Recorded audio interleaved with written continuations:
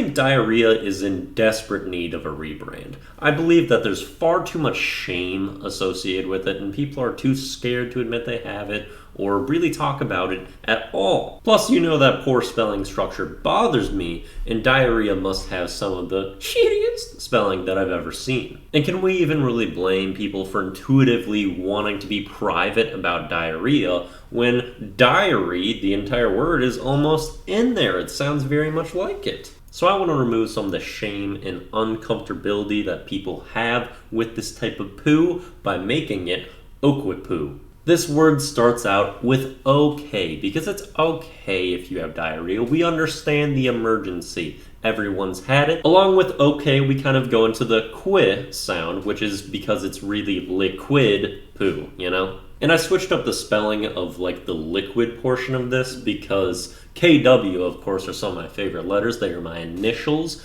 and that sound can be easily made by those letters, so I decided to do it. Plus, this is something I'm very familiar with. I absolutely have plenty of diarrhea, so it's pretty appropriate that I have the Easter egg of including my entire old social media persona of K-Whip in here. People mispronounce that as Quip all the time anyway, which is basically how it's pronounced in this, so it works. So all in Okwipoo, we have the ideas of okay, liquid, I, poo, and also K-Whip, the person who created this word, of course, renamed, new channel, all that stuff, but yeah, K-Whip knows of this. From this point, please use okwipoo instead of diarrhea in your daily life. Maybe a little too revealing that I just said daily there.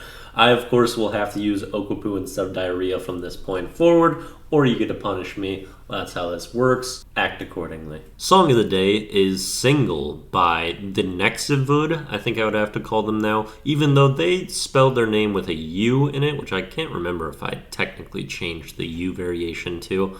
Either way, their name should be different because the U variation is even more stupid. But their music is good. I feel like this song starts off super strong with kind of a rapid, charismatic singing delivery to start, and then it has a really cool, sweeping, dramatic chorus. I think that their music's really incredible, and this is one that I don't think is as huge by them, which is really awesome too. One trend that I'm noticing with them, though, is that half of their lyrics could just be interpreted as super creepy. Like, they really fall into, like, the baby and, like, little girl and shit like that, where it's like they're almost talking about adolescence in half of this shit. But when you make banger tunes, you can kind of say whatever you want. That's just kind of how it goes. Video of the day comes from H3H3 featuring iDubbbz, as I sent their colorblind reaction video. And this was before that, like, Logan Paul was very established. And he's blown up with, like, this fake fixing of colorblind vlog that he made. H3 and iDubbbz, of course, make fun of him ruthlessly, which makes for great entertainment. The last, like, third of this video, especially, where they're basically doing a reenactment, is where I just am dying laughing. It's really awesome. And a video that is still a classic and interesting to look back on. And a type of video that I don't really see too frequently anymore. This era of YouTube is kind of past. And part of that is probably because guidelines for basically every site is very anti-bullying or really just saying anything bad about anyone, when sometimes it's justified. But anyway, that's it for the Daily Do, the Whips Picks. Yeah, peace out.